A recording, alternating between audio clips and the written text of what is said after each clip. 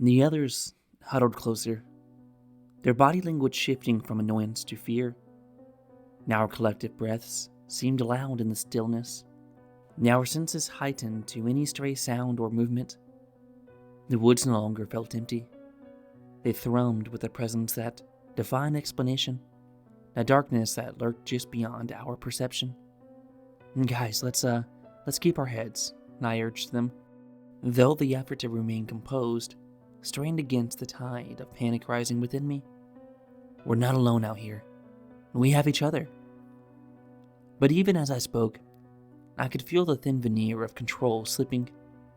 My own doubts echoed back at me, magnified by the vast, unknowable wilderness that surrounded us. The isolation was complete, a void where once there had been the comforting hum of civilization. And in that void, something else had taken root. Something inexplicable and terrifying that whispered with the leaves and watched us from the shadows. Tomorrow, I promised, more to myself than to them, we walk out of here together. But the night ahead loomed long and full of terrors, and I knew our ordeal was far from over. The moon hung low, a pale witness to our huddle of fear. A branch snapped in the distance, and I could feel their eyes on me, waiting for a command, a plan, or anything. Okay, I said, my decision coming forth with a clarity that surprised even me. In that first light, we pack up and leave. No arguments.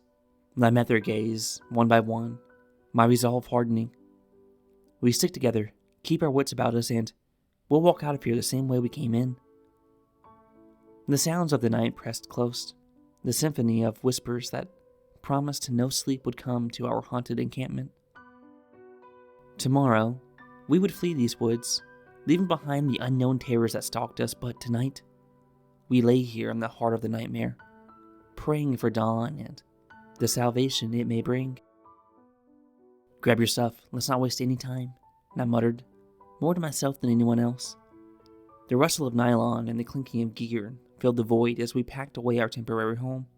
And each snap of a buckle, each tug of a zipper seemed to echo in the vastness, a proclamation of our surrender to the unseen forces that drove us from these cursed woods. Ready? I asked, hoisting my backpack onto my shoulders. My friends nodded, their faces etched with lines of worry that belied their earlier doubts. We stood, a tight-knit phalanx ready to brave the unknown path ahead, united by fear and the unspoken hope that we would emerge from this nightmare unscathed. Branches reached out like skeletal fingers, grasping at the fabric of my jacket as I pushed forward. The forest seemed to have grown teeth during our brief stay, in every thicket and underbrush gnawing at our nerves. This way, I said, more out of habit than certainty. The path we'd carved through the dense woods had vanished, swallowed by an unnerving silence. Are you sure? Jess's voice quivered slightly, her usual resolve crumbling with each step into the unknown. I glanced back at Roger, who was busy pushing his glasses up to the bridge of his nose, a nervous tic that seemed to grow more frequent with our deepening predicament. Jim cracked a joke about breadcrumbs and lost fairy tale children, but the laughter died quickly, smothered by the oppressive atmosphere. I'm positive, and I lied. The landmarks we'd passed just days before were gone, as if the forest had conspired to shift its very bones, rearranging itself to disorient us further. A low fog crept along the ground, ghostly tendrils curling around our ankles, tugging us towards despair. Something's not right, Lisa murmured, her eyes scanning the eerie tableau before us. Her intuition, once a beacon for adventure, now felt like a harbinger of doom. Keep moving, I urged, trying to sound more confident than I felt. Now footsteps were muffled, the earth absorbing the sound, leaving us in a bubble of isolation that seemed to stretch endlessly in all directions. And then, it appeared. An ancient bridge, its wooden planks weathered and warped, arcing over the gaping maw of a ravine that now was certain hadn't been on our map. The abyss below beckoned, promising a descent into true darkness. Was this here before? Roger's question hung in the air, unanswered. We knew it hadn't been. The structure looked as though it had sprouted from the land itself, an organic growth of rot and neglect. Doesn't matter, I replied, swallowing the lump in my throat. It's here now. We have to cross. The bridge creaked ominously as we approached, protesting the weight of even the air around it. Each board seemed to eye us with malicious intent, waiting to betray the next unwary footfall to the void below. Let's be careful, Jess said, her nurse's instincts kicking in as she eyed the dubious construction. She reached out to test the nearest plank with her boot, flinching as the wood groaned beneath her. Stay close, I instructed, one at a time. And I could feel the group's collective heart pounding in a rhythm with my own. We were a creature of many limbs, each one trembling as we inched closer to our crossings. And every creak was a thunderclap, and every sway a storm surge that threatened to sweep us away. Cross your fingers, Jimmy muttered, though the gesture felt futile against the enormity of our dread. Or say a prayer, Lisa added softly, her usual vibrance dimmed by the looming specter of the bridge. And as the first to set foot on the bridge, I felt the precarious nature of the situation fully. The wood bowed slightly under my weight, a groan escaping from its aged core. The ravine yawned beneath me, a mouth wide open in silent laughter at our plight. Slow and steady, I called back to the others, each word laced with an unspoken terror that clawed at the edges of my psyche. One wrong step, and the frail construction might unleash its pinned-up malice, sending us plummeting into the shadows that writhed below. The bridge held, but so did the fear, a living thing that wound its way around us as tightly as the mist. We were intruders here, trespassers in a realm that was never ours to claim. We forged ahead. I couldn't shake the feeling that something watched from just beyond the veil of fog, waiting for us to falter. I tested each withered plank beneath my boot, the bridge protesting with a symphony of creaks and groans. And the others hung back, their eyes wide as they measured the risk in every splintered board and frayed rope. I offered them a nod and a silent signal that, for now, we dared to defy the abyss below. Come on, I urged, my voice barely above a whisper, as if the silence were a sacred thing, not to be disturbed. One at a time, but stay close together on either side. Don't go too far. And they shuffled forward, each step an eternity drawn out by the tension that clung to the air, like the morning mist. Sarah went first, her breath coming in sharp gasps that cut through the silence. Mark followed, his jaw set in grim determination. One by one, they entrusted their lives to the tenuous path that I had vetted. Then it was Lisa's turn.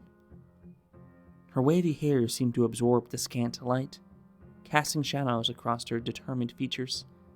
And always the brave soul, she stepped onto the bridge without hesitation, her artist heart perhaps captivated by the haunting beauty of our perilous crossing.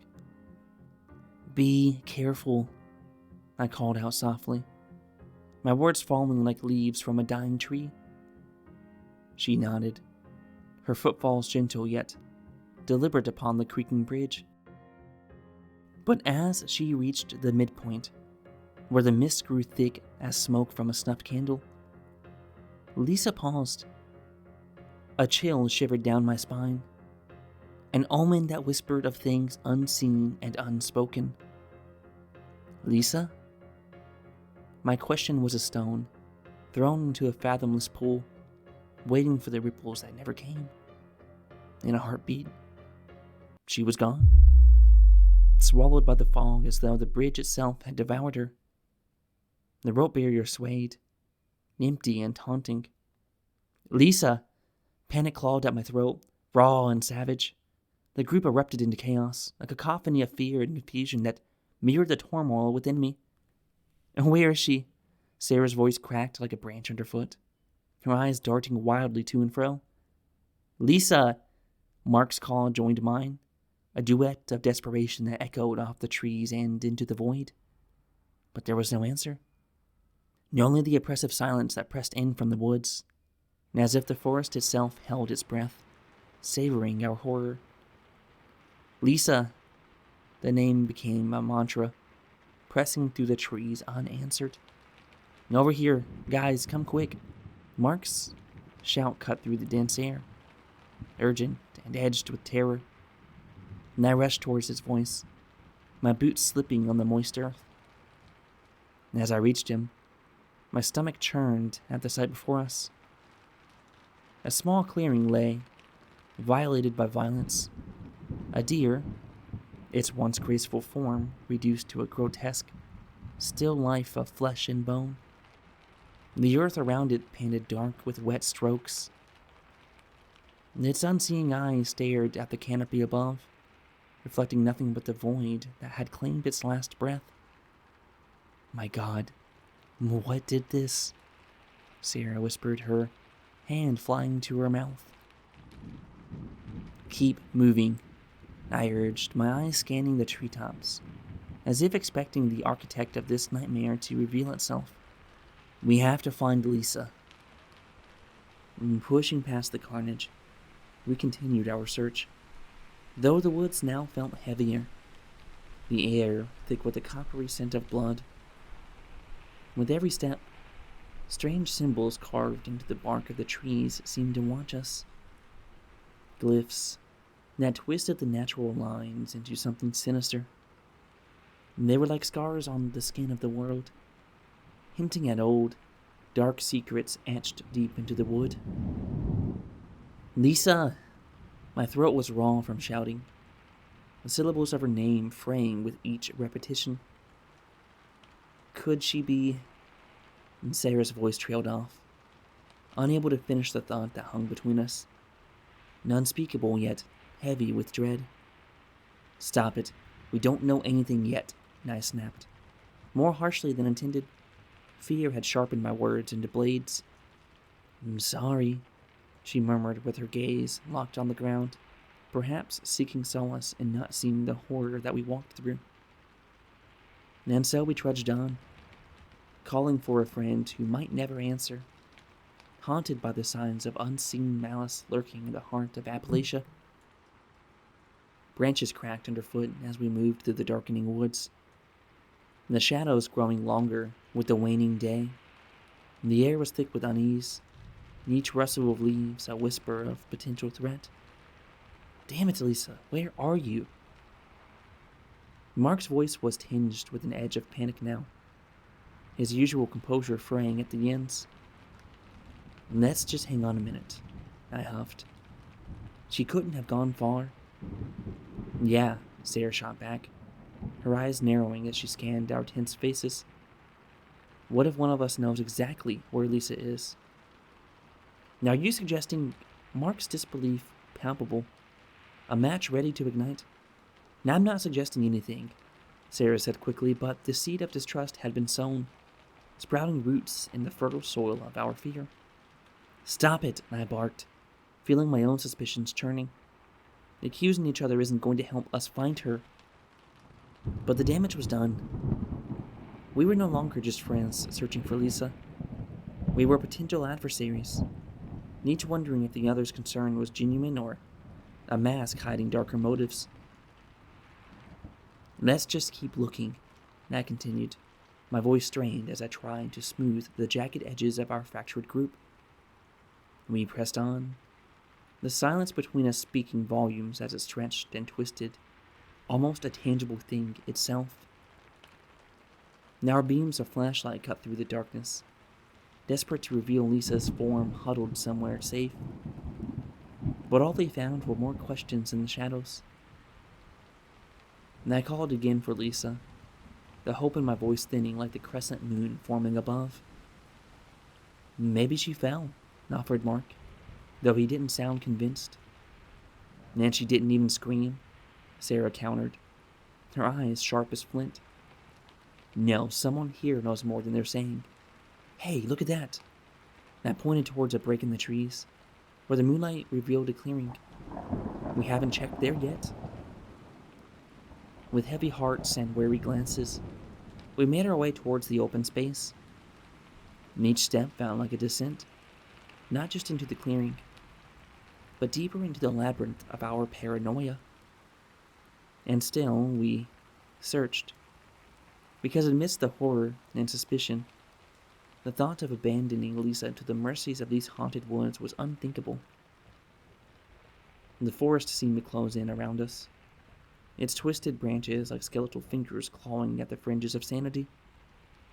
And I could feel my heart pounding in my chest, a relentless drumbeat echoing the turmoil within our little band of friends. Underneath the iron grip of the night's chill, we trudged forward, searching for Lisa with a hope that was beginning to fray at the edges. Did you see that? Jessica's voice sliced through the silence, and all movement ceased. See what? Jim asked, his breath misting before him, his eyes darting nervously from shadow to shadow. And over there, she pointed, her hand trembling. There was something. We strained our eyes in the darkness, and it was then that they appeared. Apparitions that defied explanation. Shadows woven from the very fabric of the night. They were human in shape, but devoid of detail, flickering at the periphery of vision, as if our minds struggled to acknowledge their existence. An icy dread seeped into my bones, and a silent question hung over us all. Were these phantoms or mere tricks of the light? We decided to press on, the specters of doubt and terror trailing us like silent predators. And as we did, reality seemed to distort, the woods reshaping themselves into an unsolvable puzzle. Landmarks previously etched into my memory now vanished, replaced by an endless expanse of eerie sameness. The water's gone, Roger muttered, fumbling with his empty canteen. I checked my own supplies, finding them similarly depleted. And our provisions, once ample for a weekend retreat, had dwindled to crumbs. Hunger gnawed on my stomach, a reminder of our vulnerability in this forsaken wilderness. Anyone else feel like turning around? Jim asked, scratching his ginger hair in frustration. And the question was rhetorical. We were all lost, though no one admitted it out loud.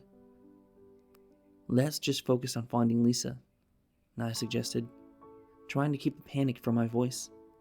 She's out here and alone, without food or water.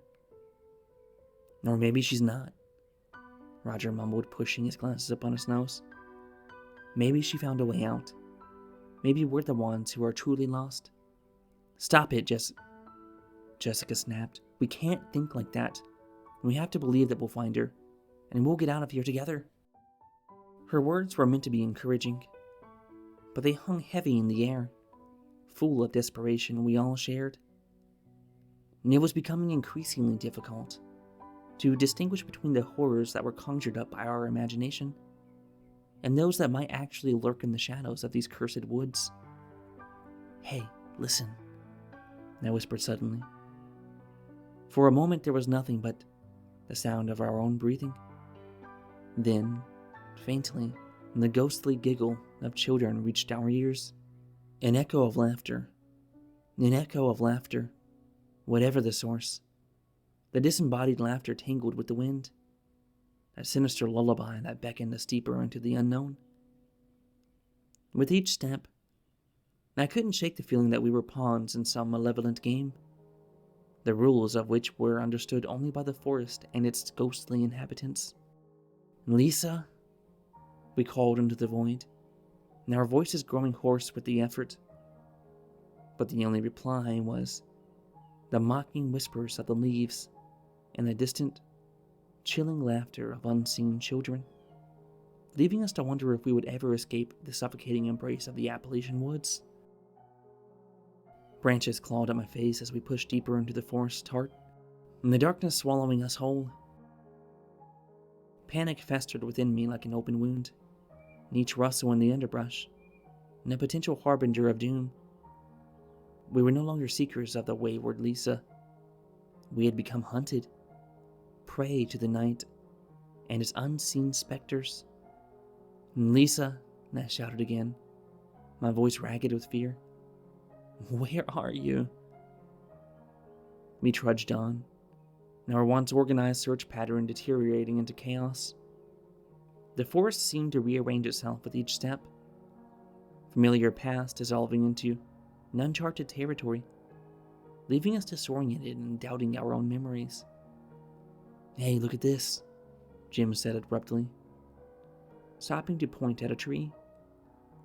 And carved into the bark was a symbol, foreign yet somehow more terrifying than any natural threat. There was a circle entwined with angular lines, an emblem of intentional malice. "Guys, look!" Jessica's voice broke through our contemplation, her hands shaking as she held up Lisa's camera, the strap torn as if ripped from her neck in haste. "I found it by those bushes." "Then she must be close," I said, though my optimism rang hollow. "Let's keep moving," Jim decided, taking the lead with a resolve that belied the fear that I saw lurking in his eyes. The woods seemed to close in around us, the trees whispering secrets we could never decipher. And every shadow threatened to spring to life, and every snapped twig was a signal of our impending doom.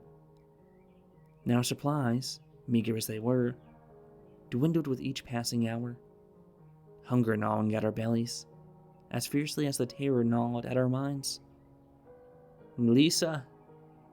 Our chorus of desperate calls continued to pierce the silence, each cry a testament to our unraveling sanity. But Lisa remained an enigma, a ghost lost among ghosts. "Wait, do you hear that?" We all stopped, straining our ears against the stillness, and a low growl rumbled from the thicket, a sound primal and full of menace.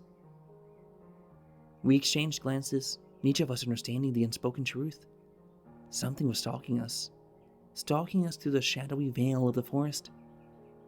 And as we huddled close, and our collective breath fogging the cold air, I realized that Lisa's disappearance was only the beginning.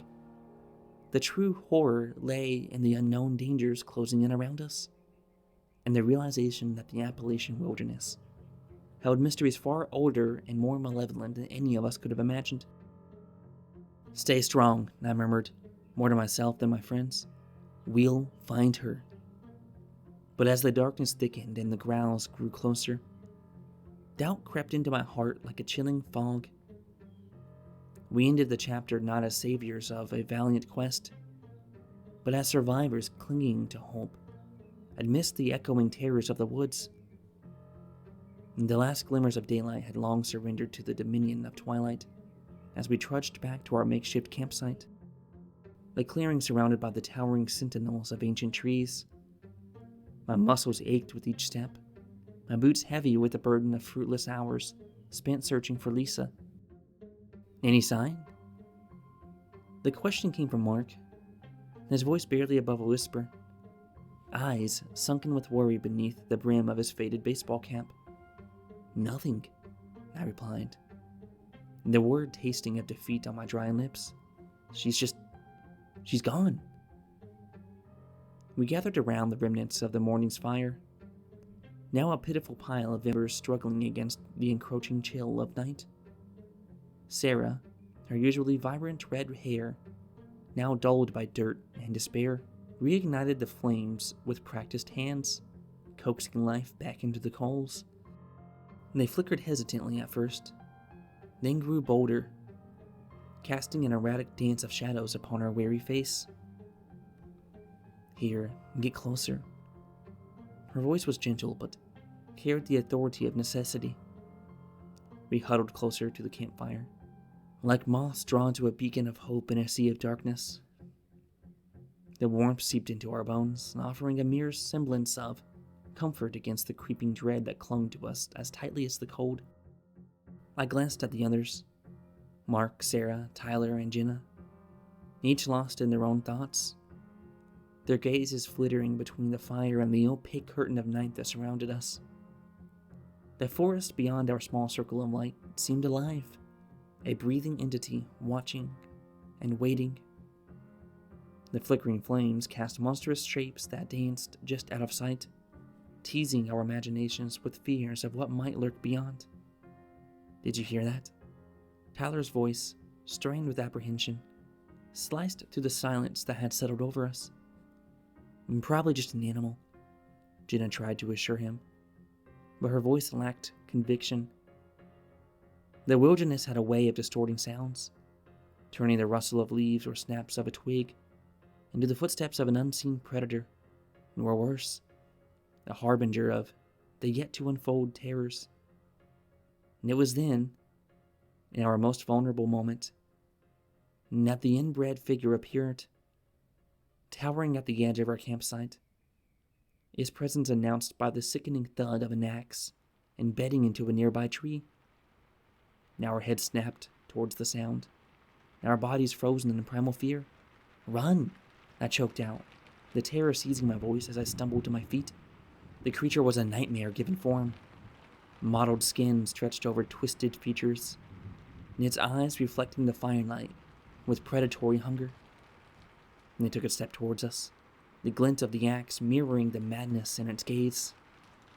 The camp became a whirlwind of chaos, screams tearing through the silence of the night, as we scattered like leaves in a storm. I heard the ragged breaths of my friends, the desperate pounding of my own heart as the forest swallowed us whole. The underbrush snarled around my ankles as I plunged into the woods, and each step a desperate bid for salvation. The others were somewhere to my left, or was it my right? Their panting breaths had become part of the night's cacophony, indistinguishable from the rasping leaves and snapping twigs beneath our frantic feet. "And over here, this way," Jenna's voice pierced the darkness, a beacon in the dense thicket of fear. And I veered towards her, branches cutting across my face, leaving thin ribbons of pain in their wake. We stumbled into a clearing, momentarily disoriented by the open space. "Marcy? Merrick?" Jenna's voice wavered, betraying the steel she tried to muster. "Here," Marcy gasped from somewhere beyond the tree line. Merrick's response was a stifled groan, the sound of his struggle flittering through the brush. "Keep moving," I urged, my words laced with a tremor that I couldn't stifle. "It's still out there." We didn't need to speak its name. The inbred, deformed figure had become a living nightmare, and this grotesque image burned into our retinas. With every crunch of foliage underfoot, we imagined it closer, its malformed silhouette just a blink away, emerging into our reality. And then, like a malevolent drumbeat, the heavy footsteps began again, the thudding of the creature behind us, each one an ominous echo that seemed to synchronize with our racing hearts. There was no rhythm to our flight, but the figure marched behind us with a terrifying precision, unhurried as if it knew that time was on its side. Go, just go! My shout was more reflex than command. We scattered once more, the illusion of our brief unity shattered by the relentless pursuit. And I could feel the creature's gaze on me, and a weight heavier than the dark Appalachian sky that pressed down upon us. And our breath came in ragged gasps, the air sharp against our throats, and every inhalation a mixture of icy fear and humid despair. Muscles screamed in protest, limbs moved on memory alone, and our bodies driven beyond their limits by the primal urge to survive.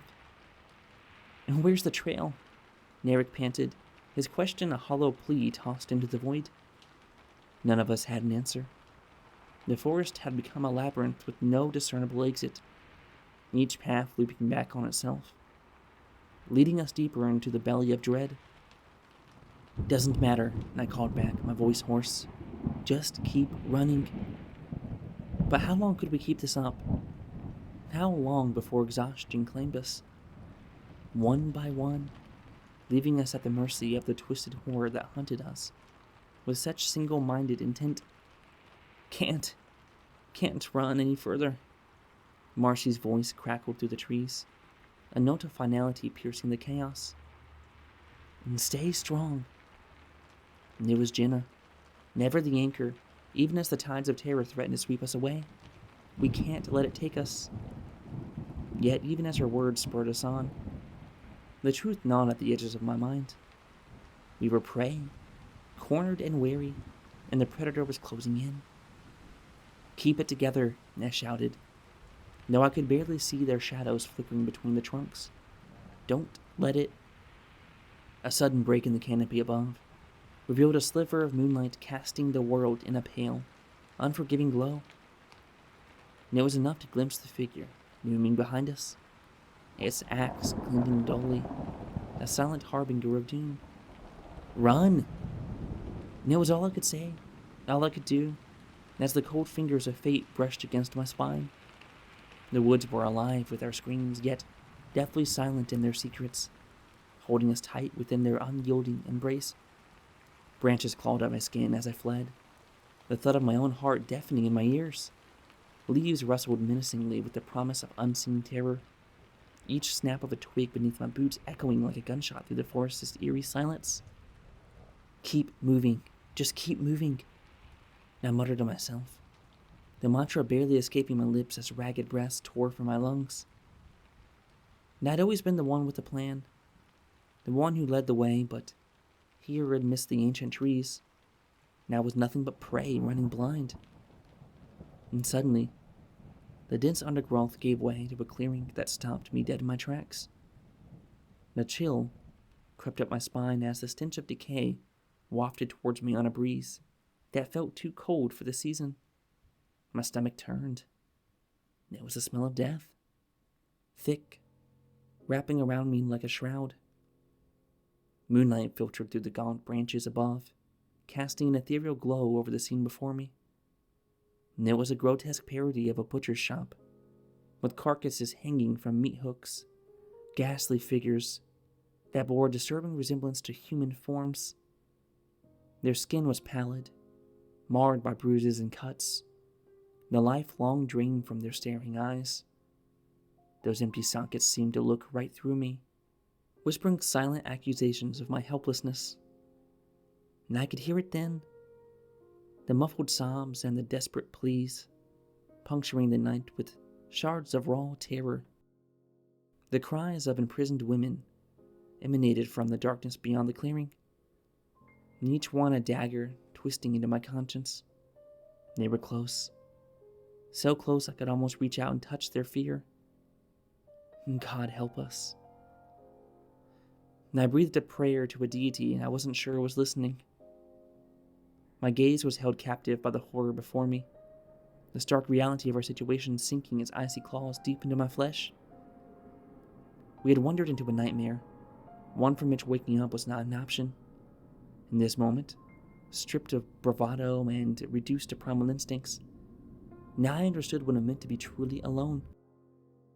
"And please, no," I whispered to the ghastly tableau, pleading with phantoms and specters of my mind. But there was no solace to be found among the dead.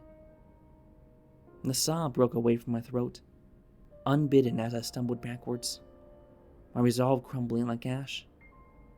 The others, they needed me to be strong, to lead them out of this hellscape, yet how could I shield them from a fate that now seemed inevitable?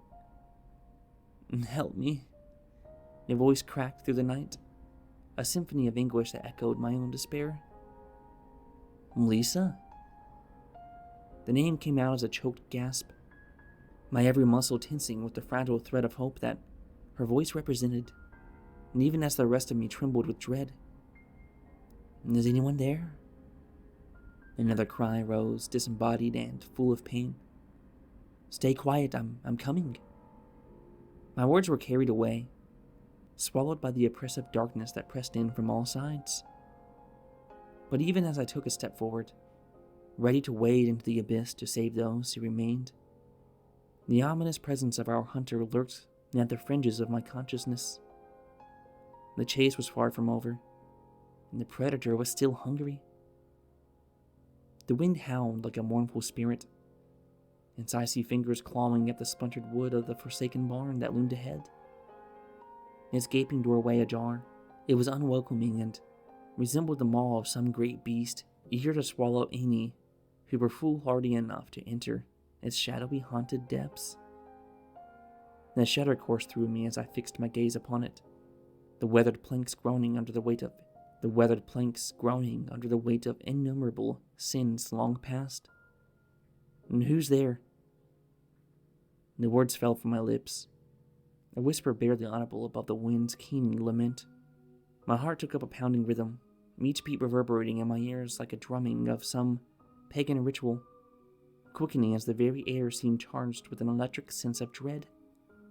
From within the darkened threshold of the barn, a figure emerged, a grotesque parody of man. This form twisted and malevolent. The inbred, deformed giant stood swaying slightly in the moonlight, glinting off the wet sheen of blood that coated his hands and stained its tattered clothing. A grin, wide and unsettling, split its features, revealing a jagged row of teeth that gleamed with feral hunger. To its side, the elderly pair, their misshapen bodies casting disturbing shadows on the ground, their eyes milky with cataracts and malice, fixed upon me with an unnerving intensity, while their eerie smiles stretched too wide, too knowing. And then, the sound, a chorus of soft, eerie giggles from children, their innocence corrupted into something chilling. "Can't stay away from our hospitality, can you?" the deformed figure said, the words oozing with menace. Yet stepped forward. The sound of its heavy footfalls resonated through the stillness of the clearing. "Please," I managed to say, the words strangled by fear. "What do you want?" Their laughter intensified, in a cacophony of madness that bore into my skull. The sound twisting around the edges of my fragile sanity. Now was caught in their web, a fly ensnared by spiders that mocked the very notion of escape. "Welcome home," the children sang in unison, their voices discordantly sweet amidst the horror that encircled us. And as I advanced, I knew the grim truth. This unholy family, these beasts and their children, was the stuff of nightmares made flesh, and I had wandered into their domain, a lamb amongst wolves, a man ensnared by the darkest throes of Appalachia's forgotten heart.